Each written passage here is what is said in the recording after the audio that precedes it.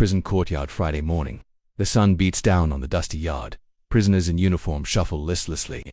Maulana Sabir, however, is different. We see him in his sparse cell. He pours water from a small jug, performing his ablutions with serene focus. He combs his beard and white hair meticulously. He smooths his coarse prison tunic int.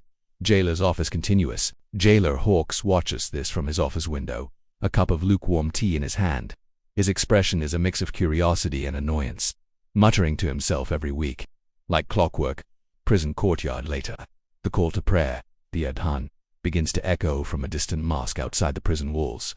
It's faint, but clear. The moment the first Allahu Akbar reaches the yard, Maulana Sabir's head lifts. He sets down the book he was reading and walks with purposeful, rapid steps across the courtyard. The other prisoners watch him pass, some with respect, some with indifference, from the office window. He watches Sabir march straight towards the massive, iron-bound main gate of the prisoner gate that never opens for prisoners. Main prison gate continuous.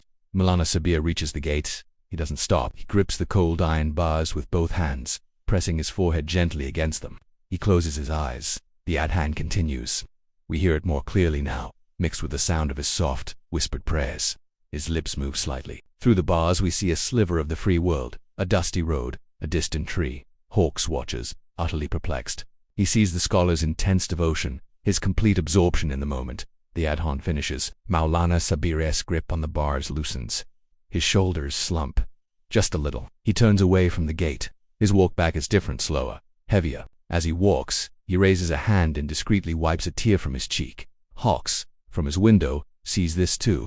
His curiosity finally overcomes his detachment. Prison courtyard moments later.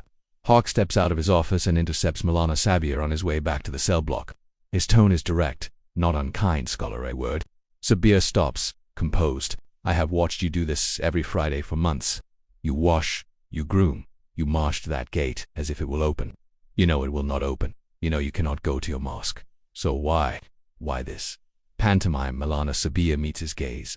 His eyes are clear, without resentment. Maulana Sabir, it is no pantomime, Mr. Hawks. It is obedience. He pauses, gathering his words in the unfamiliar language. Maulana Sabir Kondi. My God has commanded that when the call for Friday prayer is heard, one should leave all business and hasten towards the mosque. So, I obey. I go as far as I am permitted to go. Hawks frowns, not understanding the logic. Hawks, but you don't reach the mosque. You fail. Maulana Sabir shakes his head. A gentle smile. No, I reach the limit of my ability. And there, at that limit, I hold the bars of this gate and speak to my Lord. Sabir's voice grows softer, more intimate, as if sharing a secret.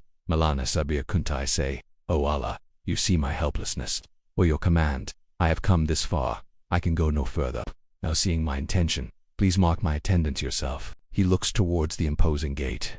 Maulana Sabir, for my God does not burden a soul beyond what it can bear.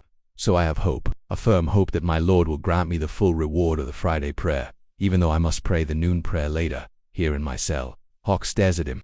The bustling sounds of the prison fade. He is confronted not with superstition, but with a formidable theology of intention and divine grace. Maulana Sabir Kande. What looks to you like a pointless ritual, Mr. Hawks, is, for me, my faith.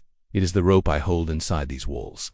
The two men stand in silence for a long moment, the jailer in his uniform of authority, the prisoner in his cloth of submission. Yet in this moment, their positions feel subtly reversed. Hawks has no rebuttal. He gives a slow, almost imperceptible nod, not of agreement, but of acknowledgement. Hawks' voice, uncharacteristically quiet. Return to your cell.